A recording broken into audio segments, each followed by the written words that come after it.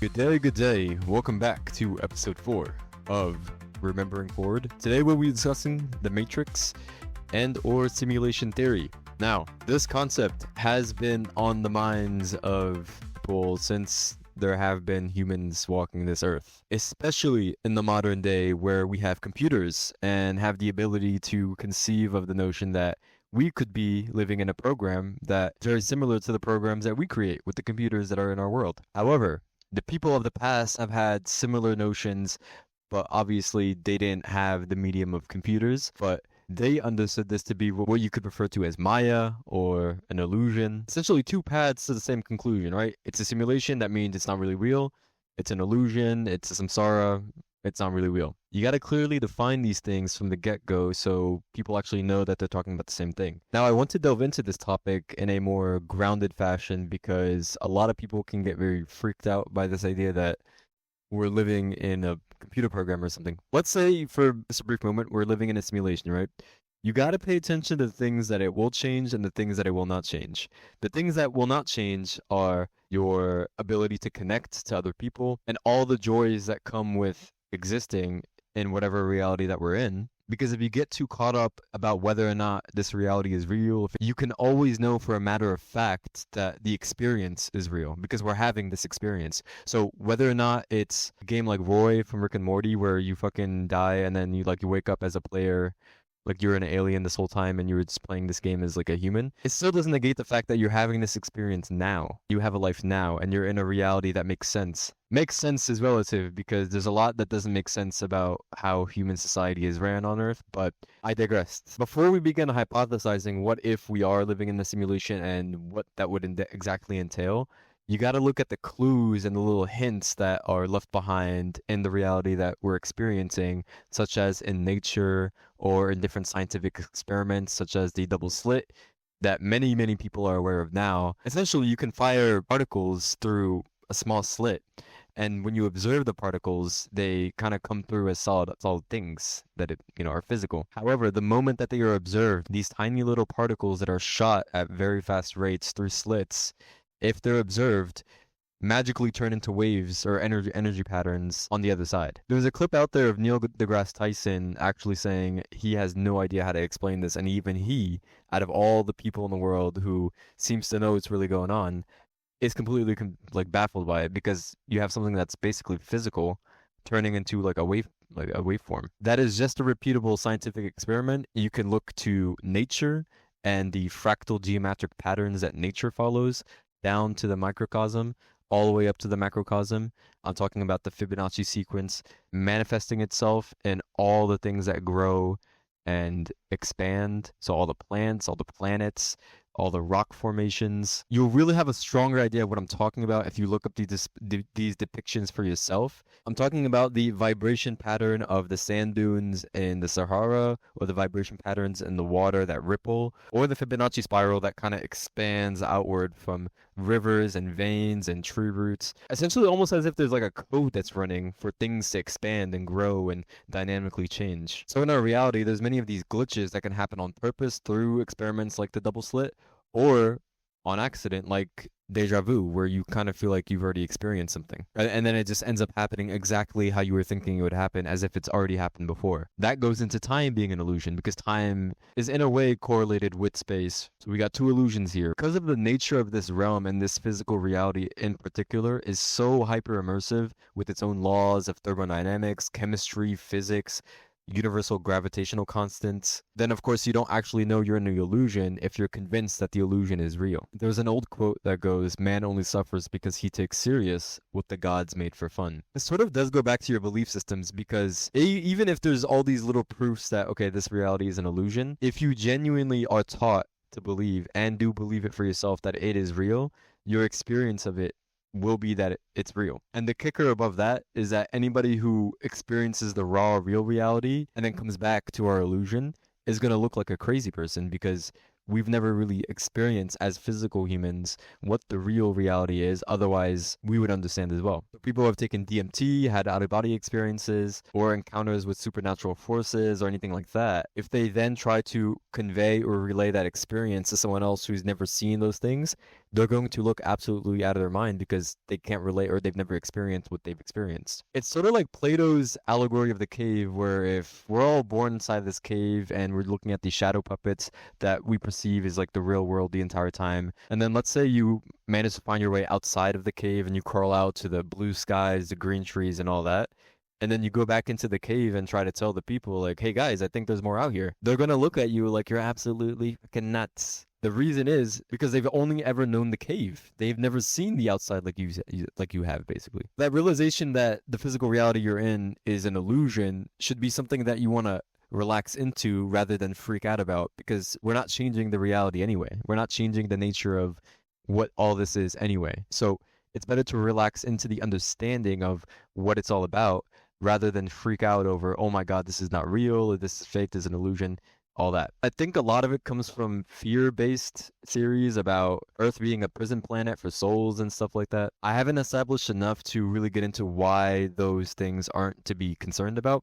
There really isn't anything to be afraid of, especially when you get a notion of who really is creating the simulation. It'll be a big realization and a big eureka rather than a horrifying realization that somebody is controlling our reality, because that's not how it works. Even the smallest building blocks of matter are basically, they're not actually made of anything. They're made of just empty space. It's literally a pinpoint of a nucleus surrounded by a massive electron cloud, where the electron can be in any kind of position at any given time based on probabilities.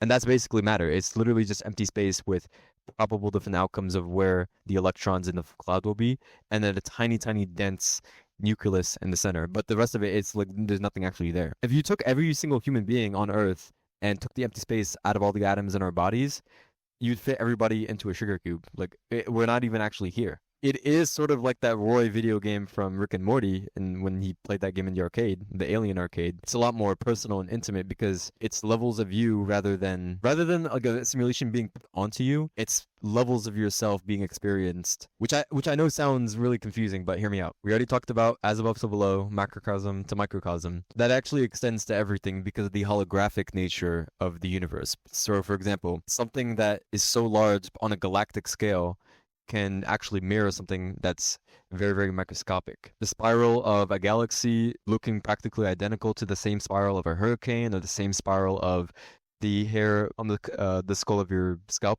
And again, the visual depictions convey this a lot stronger than words can really do justice. So the ultimate kicker to this simulation hypothesis is that the one that's generating it is actually you. Now, let me explain. I've already gone over in the previous episode about what God is and our relationship to God.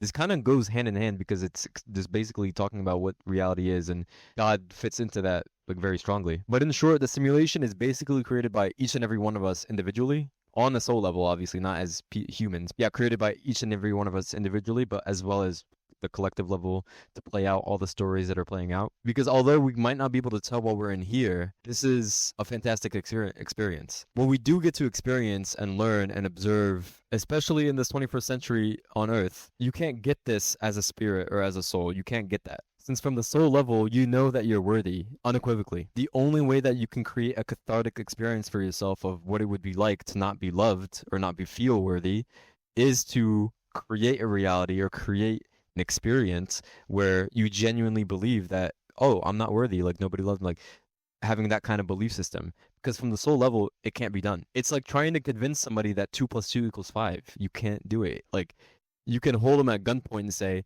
you better believe 2 + 2 = 5. Even if you do that, like, it won't compute in their mind. I know 2 + 2 = 4. I can't know anything else otherwise. So similarly, from that soul level, before this incarnational experience as humans, we kind of have all that knowledge already about what everything is about and what's the structure of creation and everything else. And so if you made it this far, and you're probably wondering at this point, okay, so I created this simulation that I thought my entire life I was just a person in a physical world. Now what? Now what do I do? Unfortunately, we didn't give ourselves admin perms to be able to spawn stuff in and be in creative mode and all that, because that wasn't the purpose of this particular plot line. In a way, we're kind of in a muggle society where a lot of fantastical things are possible with magic and sorcery, and things that many people believe are just not possible at all are in fact possible with the correct understanding and relevance to experience. I am fairly certain that magicians and sorcerers were a thing of the past, but were killed off due to the fears of churches and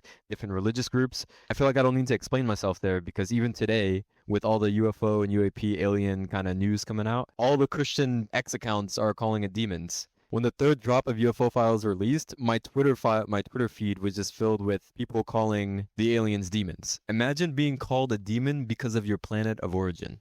Imagine that. The main point is that this reality can actually be very, very magical than it seems to be on the surface. It really just does come down to unlearning a lot of the things that we did learn in order to relearn with a fresh point of view. That's why my favorite quote from Yoda is, "You must unlearn what you have learned," because what you've learned is bullshit for the most part. I'm not talking about photosynthesis or the water cycle or the actual valuable scientific knowledge and other information on, on how to be a considerate human being with empathy and all that. I'm not talking about that. I'm talking about the way in which we think of things, like the various forms of limitations that haven't really allowed individuals to be the full individual they can be to contribute the most that they can to society. Because if every individual was being their true self and expressing their passion in a way that served everybody without holding back, this would be a very different planet. And of course, that all comes down to choices, because nothing is too good to be true. That doesn't exist. It all comes down to choices. Will a society choose to demonize people that have had certain experiences? Will society choose to be in fear and not really learn or seek to understand new phenomena? That sort of thing. So it's the vanquishing of the fear toward things that you don't understand, toward things that are different, toward things that are unknown, that is the key to actually unleashing what human society is really capable of, because then we'll kind of all know that we're on the same team. All the jargon that's happening on the global stage with the political drama and the wars and all that, that's all just noise, and 99.9% of the people that are in the countries that are fighting literally have no beef with each other, and it's just a handful of leaders that are trying to, wage warfare against each other. But most people are just so over it because of the fact things have gotten so expensive as of recent, and a lot of corruption has met the surface, and there's a lot that too many people know were things to ever go back to how they were even 20 years ago. This video isn't for the purpose of getting into the specifics about that, like conspiracy theories with the government and corruption, but we really are at a point where people are just so woke, like a lot of the BS that was pulled back then would not work today. So back to all this being a reality TV show, because it's essentially what it is, especially for all the different civilizations that are observing Earth at this time, since people are under the impression that Earth is like a drop in the bucket by itself for trillions of miles or something.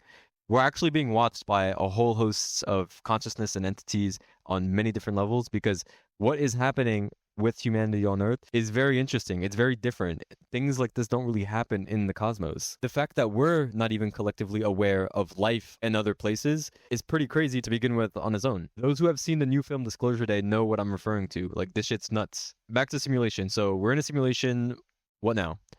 Each individual person needs to take it upon themselves to have this realization for themselves in their own way, and discovering what their passion is, what their purpose, because everyone's purpose blanket wise is the same. It's to be ourselves, but how that's expressed is different for each person. Some people are super drawn to woodcuttery, some people are super drawn to painting, some people are super drawn to talking, some people are super drawn to healing other people. Everybody has their thing. Everybody has their thing, like their thing that they're very passionate about, and everybody has their thing that they're very passionate about in doing it in service to other people in some way, shape, or form. The whole point of us being in a society is so that each individual member contributes in their own unique, meaningful way. Meaning that on some level, it's going to seem like some people are contributing more than others, but it won't matter on that level, because the people that are contributing more than others are going to be willing to because they're excited about it, versus the people that are contributing less because they're doing things in other ways will seem like they're doing less, but that's what they're passionate about. So it's exciting because we're getting to this point in society where people are individually realizing that, so that we're able to eventually all support each other collectively, so that nobody's starving, nobody's without aid, nobody's without medicine or anything. And I used to be of that conservative mindset where I thought that you can't possibly have a system umbrella-wise supporting everybody. I've changed a lot since then, because I discovered what the true nature of consciousness is, and how all of our consciousness is interconnected, and our purpose is actually to help each other, about how anything actually is possible. Like, why would you believe otherwise? If we want a Star Trek reality, we can create that for ourselves, damn it. Or even honestly, AI. Like, AI would change everything. Like, it's a little backwards right now because we have AI doing the art and then humans in the warehouses, but we just got to flip that and we'll be good to go. Jokes aside though, once we get society set up, especially with the secret energy technology that the militaries are hiding, like Lockheed and Raytheon, with Freeport Energy or harvesting the atmospheric pressure of the earth, or many of the other methods of harnessing energy at exorbitant rates that would put all the fossil fuel and gas industries out of business. But they don't want that, because then that would be too much money lost, I guess. The only path to that reality is when each individual takes it upon themselves, like I said again, to search within themselves.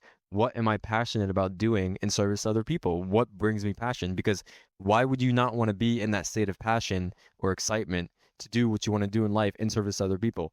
The first answer to that is always going to be because it doesn't pay the bills. That right there is when you need to pause and ask yourself, why do I believe that what excites me in life and what brings me passion in life could not support me in some way, shape, or form? Why do I believe that? That's a very limiting belief. Because I mean, if you see what some of the people on this planet are getting paid to do, it would blow your mind.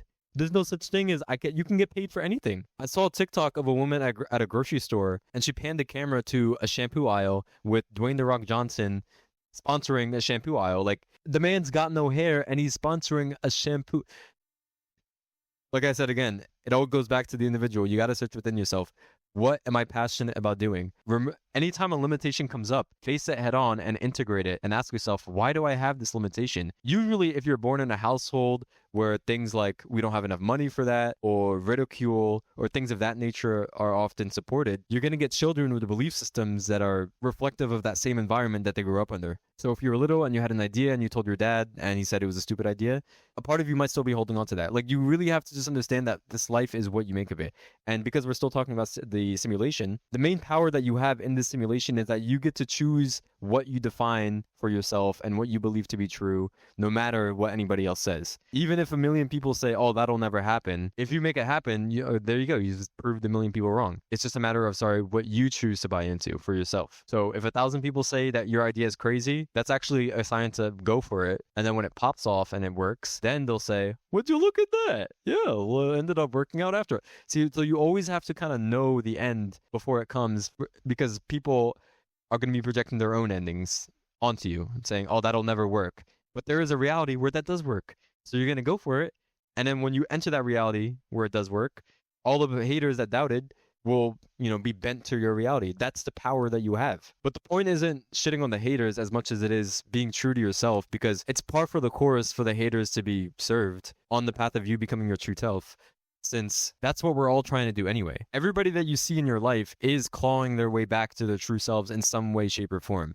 Anything from even an addiction is, in some sense, an attempt to just feel okay, to feel okay for the moment. Knowing that you are okay, knowing that you are good enough, could have you feeling okay the same way that a cigarette hit would give you for as long as you needed it, because you're the one that's deciding if you feel okay or not. Feeling of being okay or not comes from your beliefs. So it's not so much as, I guess, choosing to feel this or choosing to feel that. The feelings, as I also made a video on, come from the belief. The emotions are only secondary. What you believe to be true first already is what's generating what you feel afterward. So if you are having certain feelings come up when you are acting on your passion, that's the first cue to immediately delve into your belief system and ask yourself, what would I have to believe is true for me to feel that emotion? Whether it feels like, oh, this is not going to work out, or it feels like any emotion that you don't prefer. That's the benefit of knowing the nature or what this matrix simulation is that whatever you're putting into it is what you're getting out of it. So if you're putting a lot of doubt, uncertainty, and negativity into the simulation,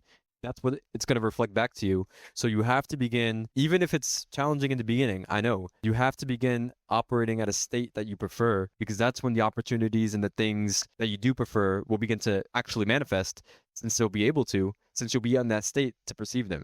Somebody that's in a negative state could be having the best day ever, but they'll still be miserable because they're in that miserable state, right? We've all seen the 10-year-old kid crying on his birthday while 20 people are singing him happy birthday and he's crying, right? And that's not to shit on or judge a random kid, but it's to put into perspective that circumstance doesn't actually matter.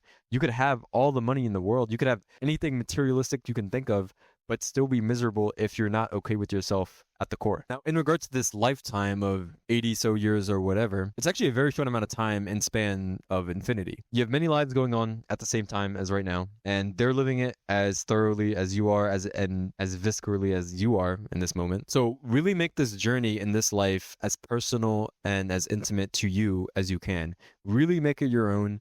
Really discover as much as you can about yourself, and just focus on the things that bring you joy and passion and excitement, and the actions and services of those things in a way that you can bring it to other people, because that's really your whole purpose in a sense. It's to be yourself, but along with that, your true self does want to help people, right? Like, I'm not saying like you will help people because that is your place and your place is to help people. I'm saying our true selves, when we're all truly fulfilled, is already in a state of desiring to help others. So when you do take care of yourself, when you do act on your passions, when you do speak well and kindly to yourself, you'll be in a better state to help other people because you'll be wanting to help other people outright anyway. Self-care is so pivotal and vital that the only reason our society isn't the utopia it could be is because people aren't taking care of themselves. And that's something to have compassionate about. This comes out very obviously when someone is behaving in a negative manner. You can tell that they probably don't love themselves as much as they could. In which case, one must wonder, what the hell have they gone through to actually get to that point? And when we all really start thinking like that, I'm telling you, like the levels of change that could happen so instantaneously, it would feel like we're in a dream. It would feel like we're in a simulation. It really would. And even the day that I'm recording this right now, 4th of July, like America turned 250 years old today. Even today, things have changed and are changing so rapidly that in literally just 5 to 10 years, the world is going to look very different. And in a few decades, it's going to look unrecognizable, to where the new generations that are being born, that are entering the simulation, are not going to have any reference or context to what the hell was going on before the utopia hit, because we're in the process of getting to that utopia. Like, that's the whole point of this whole simulation as well entirely. It's to experience the process of change, to experience the process of transforming something dark and negative into something positive. When you watch a film with your family and you guys are laid back and you're watching the movie, while you're watching the film and you're watching the story unfold, and those moments that come where, you know, one character betrays another, everybody in the room will have that reaction like, oh my goodness, wow, like, and they'll be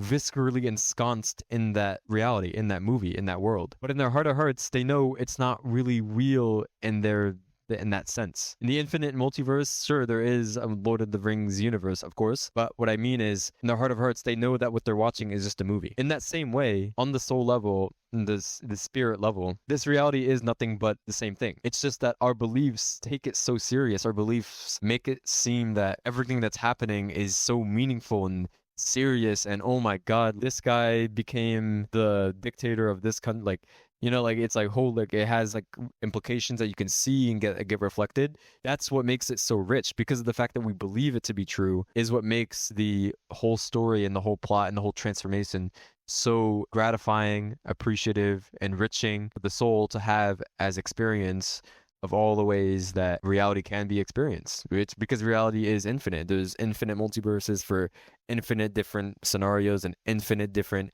setups, because it really is infinite. We're on one time stream. We're on one linear timeline out of infinite. The more that you grapple your mind with that idea, the more it can really be possible that changes can happen at a much rapid rate. Rather than everybody moping, nothing ever changes. It's still the elites in charge and everything's corrupt and the UFO stuff never comes out. Like, instead of just being in that roundabout carousel, how about just be in the state of, you know what, something is going on and we as a people are going to get to the bottom of it. Having that mindset of, you're not going to get away with it forever, so just band together now, be the best version of yourself now, and it'll happen that much quicker. Don't be one of the fucking endless Twitter comments that are spouting nonstop, cynical, pessimist, like, garbage. We don't need any more of that. We need the grounded stuff. We need the stuff that tells things how it is in an optimistic manner. Because I'm not a naive person. Like, I'm full aware of all the government conspiracies. I'm aware of all the genocides. I'm aware of which countries may very well be controlling which countries. So I'm not naive in this. I know, like, the gist of what's going on in a sense, but that doesn't negate my point in anything changes. It's going to be the individuals that change first that then snowball to people changing collectively. So you really do have to be the change you want to see in the world, because there's levels to this that I don't think I'm going to get into quite yet, not in this episode at least. There's so many different avenues I could really touch on regarding this topic, because this is a really extensive topic to talk about. But I'm going to go ahead and leave it here. I'll leave it with this one note though. Like I've gone over in the previous episode when I was talking about God and all that, you have a very direct connection and role in this reality that you're partaking in. Because again, even if it's not as big of a role as someone else's, it's still a very valid and crucial and vital role to play. So that's why we need every single individual among the 8 billion. And it doesn't have to be all 8 billion, because obviously not all 8 billion are going to adhere to, being their true selves, and that's fine. We get second chances every single time. Like this goes on for infinity, by the way. Like this life is not the only experience that we're going to get to experience. So it's okay if not everybody wants to let go of their negativity and their evilness. They can relinquish all of that from themselves when they die, and then they finally see the upper view of everything being one consciousness, because that's really what this all comes down to. The recognition of the oneness of everything. You hear this idea in New Age spirituality, New Age metaphysics a lot. These are concepts that have been as ancient as people themselves. You have the Atman, the Brahman. The oldest religion, Hinduism, in human history, speaks of this directly. You have an infinite ocean. The infinite ocean wants to experience itself one drop at a time. Each one of us are one of those drops, meaning that we're all that singular ocean being experienced as the individual infinite drops. So when you see another, you're looking at another drop in the infinite ocean, the same which you came. So keep that in mind whenever you're interacting with the world, because any animal you interact, any tree you interact with, anything that exists is just another version of you from a different point of view. Even though you're having your own valid experience and they're having their own valid experience, y'all gotta validate each other's experience and understand that you are the same thing in order to actually coexist in harmony. Because coexistence and unity doesn't come from homogenization or making everybody be the same. It's actually totally validating the uniqueness, the total difference of every single individual person, because we're all different, we're all unique. And when you do this, people will naturally go with the current to who they vibe with the most and what they're interested in. And then from there, you're going to get a whole trove of rich expressions of the way that people can actually express themselves, the way that people dress, how people like to style themselves, aura they give off, right? Some people leaning more towards like a goth kind of vibe, some people more a countryman kind of vibe, right? Like you see like a Chinese sensei or a guy with the boombox in the Bronx. It's like you just see the diversity, the rich diversity of expression that comes from the uniqueness of every single individual. So true harmony, true coexistence on this earth is going to come from validating the difference in somebody else. Since when this happens, violence will sort of no longer be necessary, because anything the violence was initially reflecting, which is usually someone believing that they're not getting what they need, because that's all what the violence and the conflict is stemming from on this planet anyway. Every single conflict on this planet is stemming from an individual believing they're not getting what they need. So when you join this kind of wavelength of knowing that you have what you need, but of course the crux is always going to be if each individual feels like they have what they need, if they believe that they have what they need, if they believe that they feel that they're belonging, because otherwise that's when you're going to get people trying to plot and scheme and deceive because they feel like they're not getting something. So they have to,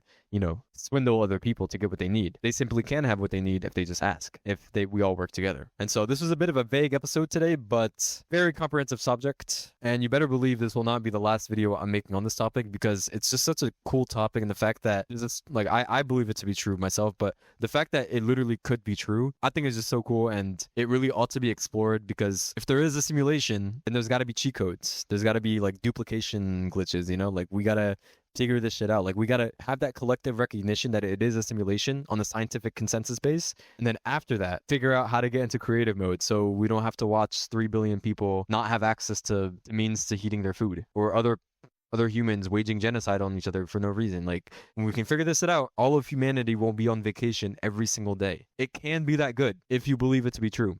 And I believe that's the path that we're all heading towards collectively. And there's no reason why you can't be there any sooner for yourself mentally. Just always be at peace, and always just know that you have enough, you are enough. Spend time in nature. Bring about the feelings and emotions that you prefer, that bring you that solace of what it would be like to actually be on the world where it was a vacation for every human every single day.